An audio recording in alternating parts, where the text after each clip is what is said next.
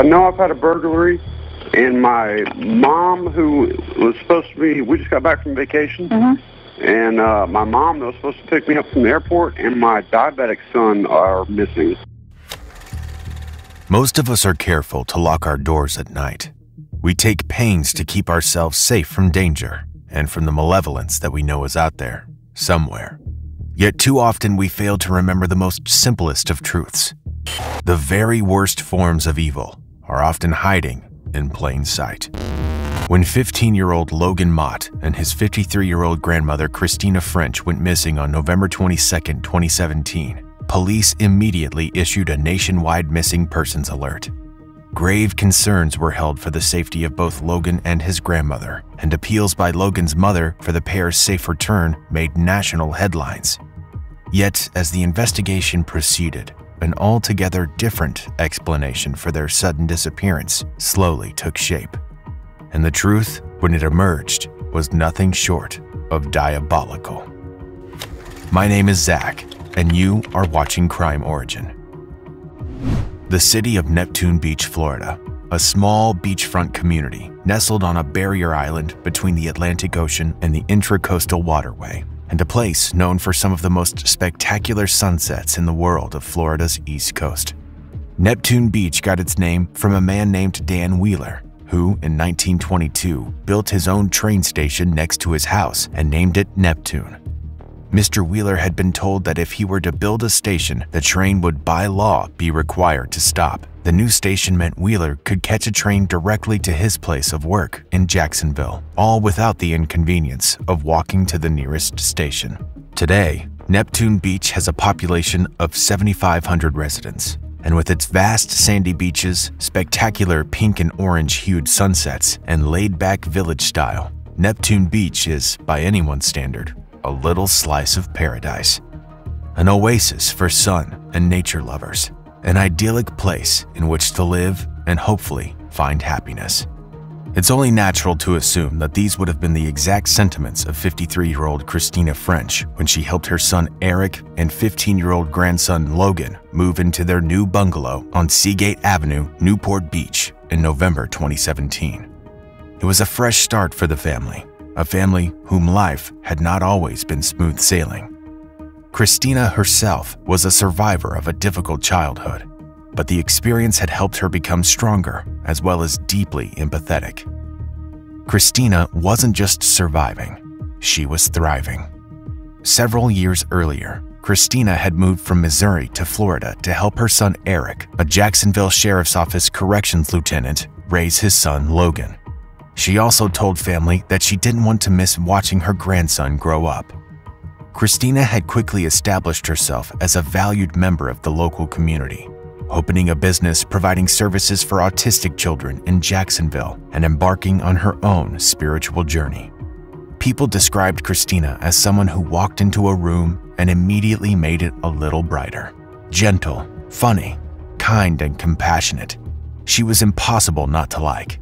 She saw only the good in the world and in people. She would stop whatever she was doing in order to talk and listen to people, no matter who it was or how important. Friends and family said she made them feel special and offered her undivided attention along with the most amazing advice. Most of all, she truly loved the people in her life, and no one more so than her grandson, Logan. Christina adored her grandson, and the feeling, by all accounts, was mutual. Logan was said to consider his grandmother his rock, and growing up, Logan needed that stability more than anyone. When Logan was 2 years old, his father Eric and mother Carrie Campbell Mott ended a contentious marriage with an even more contentious divorce. The years to come would be marked by a long and bitter slew of accusations and counter-accusations that, for Logan, deeply distressed him. With his mother living in Missouri, Logan bounced between the two locations for years, moving schools multiple times. The bitter custody battles were ongoing. So were the allegations of neglect and abuse. Neither parent saw eye to eye when it came to disciplining him, or even how to manage his type 1 diabetes, which he was diagnosed with at 10 years old. After his first attack after a slushie at the zoo, an attack that resulted in an emergency life flight trip to hospital. Carrie was unable to visit Logan because Eric had filed an accusation of neglect against her.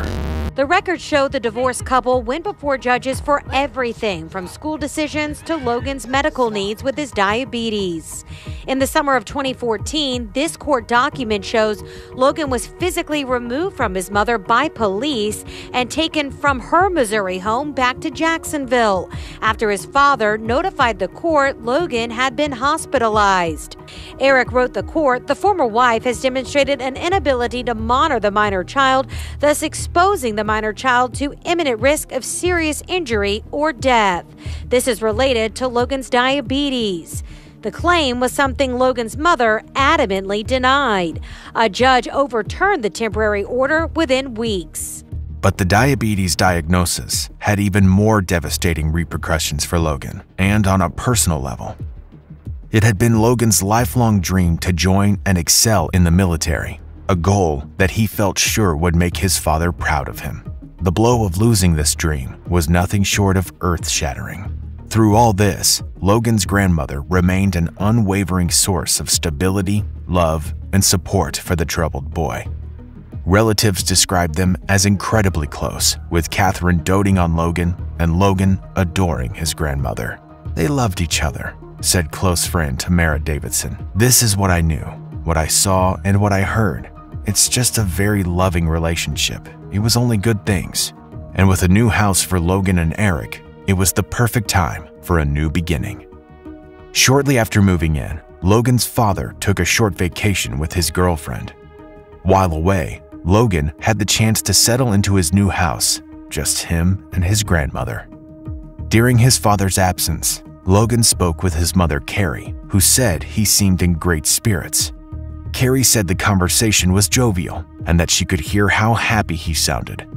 Logan told her he'd convinced his grandmother to watch the animated series South Park. Before they hung up, he said, "I love you," and she said it back.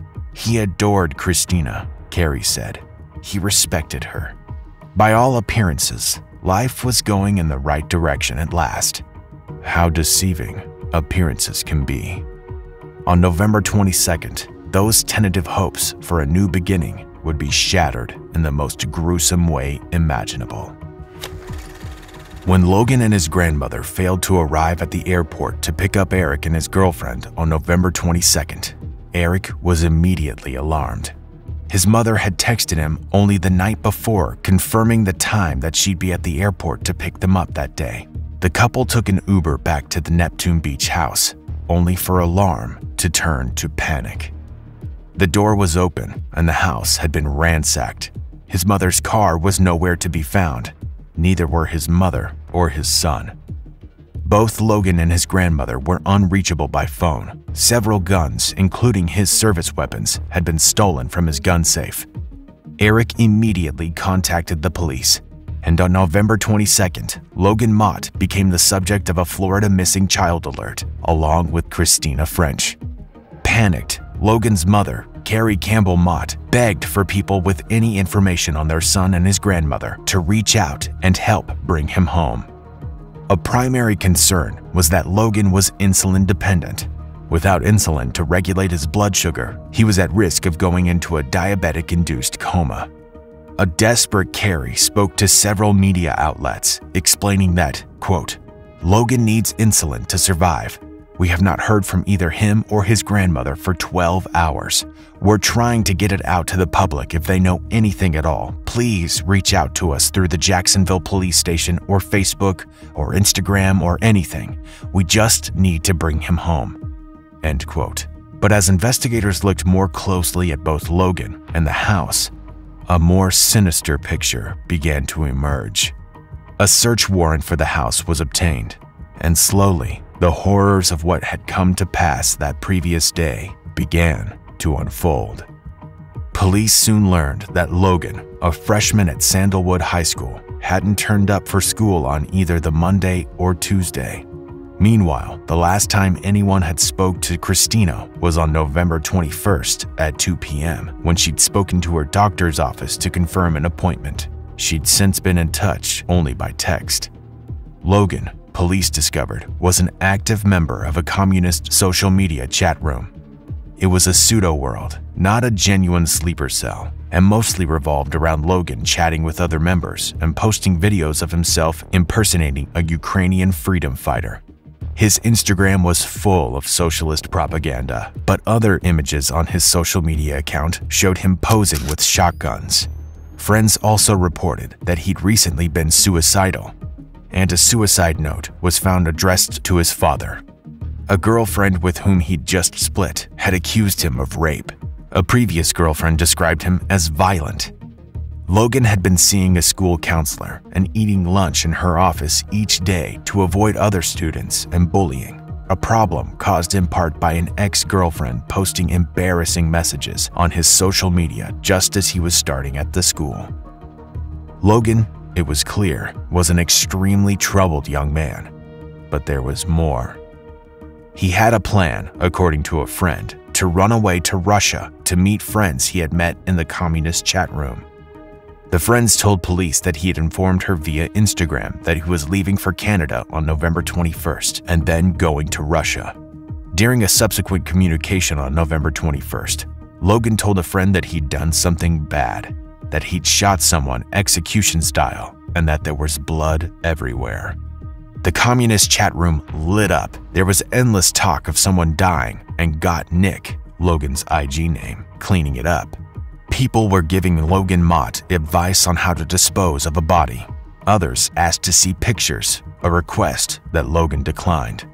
When another friend contacted him after he was reported missing and asked him about the whereabouts of his grandmother, he'd respond with, "Just pretend she was never born, okay? Don't ask questions you don't want answers to." Meanwhile, a former nanny of Logan's, who heard he was missing, had swiftly reached her own conclusion about Logan and the truth about what had really happened to his missing grandmother. Debbie Gallardo had worked as a nanny for Logan for 4 months when he was 10 years old, and his father had worked night shifts. While Logan had struck her as a well-mannered boy when she'd first met him in February 2012, a chilling incident had left her so terrified that she'd lock her bedroom door each night because she feared so much for her safety. The incident had occurred on her second night at the house. After sending Logan to bed, she deliberately left the hall light on, knowing Logan was scared of the dark.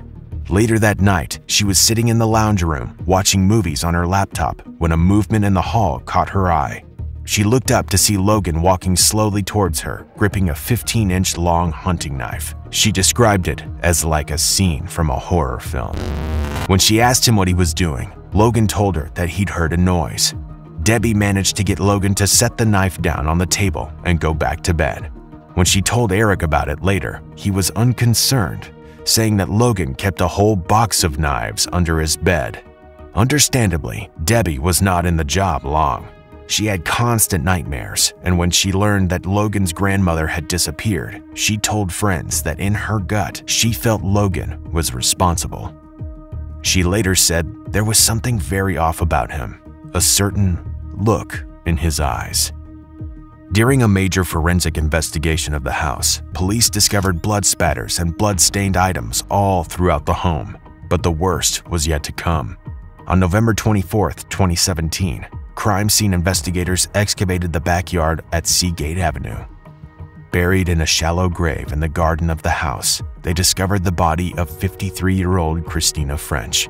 She had been wrapped in thick, clear plastic, secured with duct tape and masking tape. She had suffered a fatal gunshot wound to the head and several stab wounds to her head, shoulders, and both hands. Meanwhile, there had been activity on Christina's debit card at a convenience store in Hanover, Pennsylvania.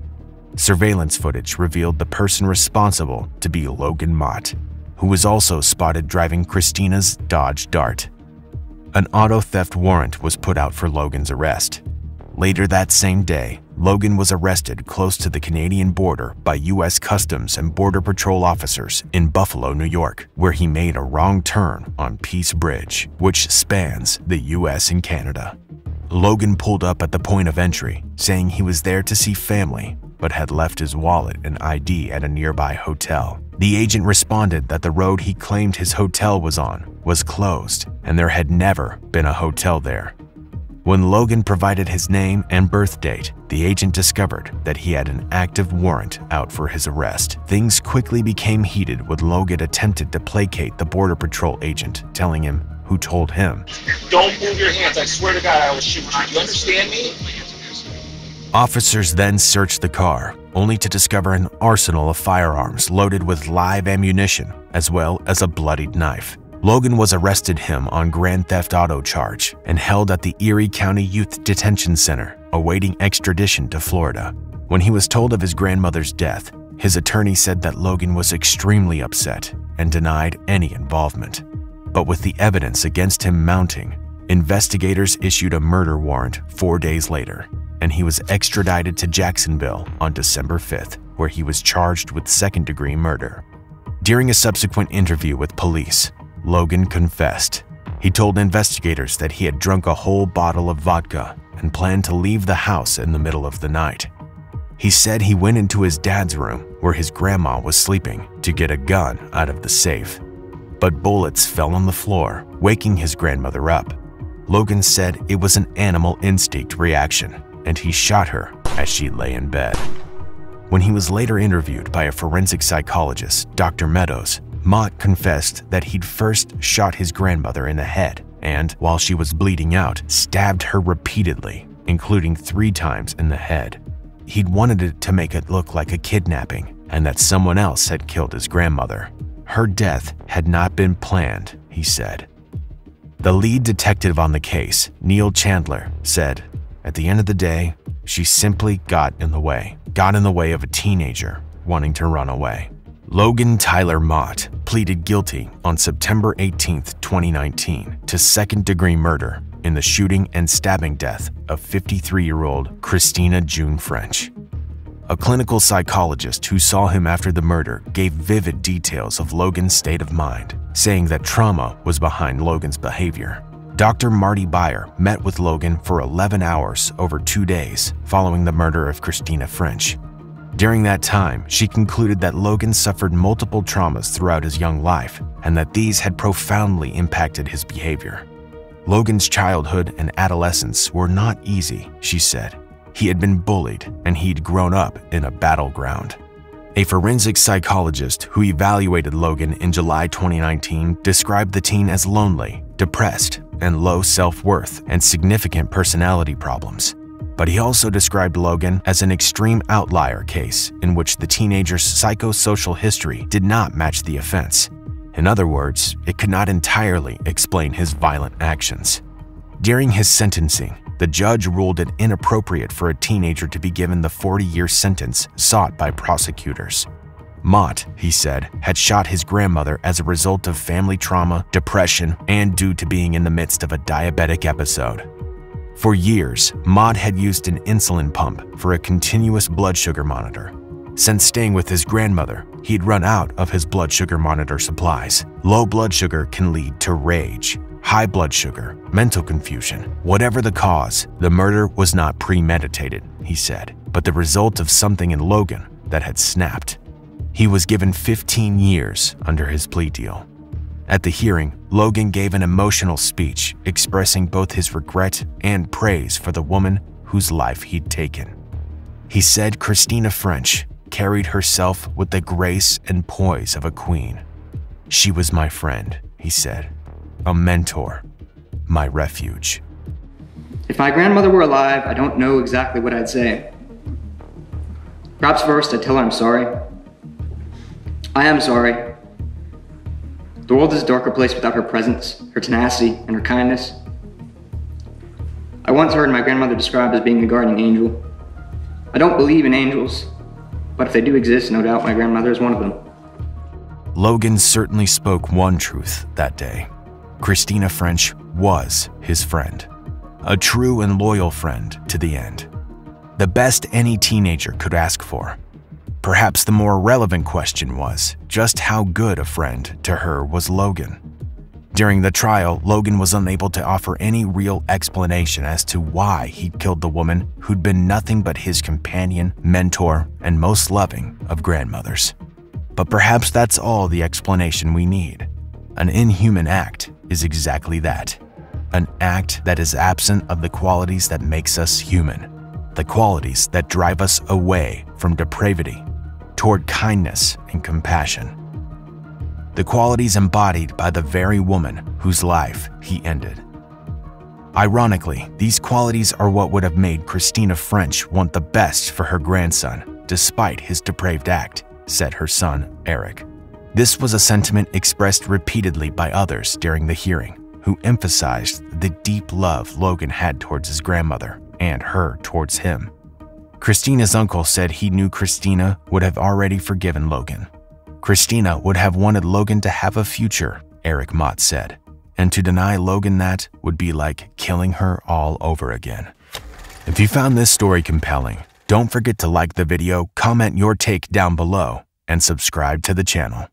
Also, hit that notification bell in order to stay up to date each time we reveal a new shocking case.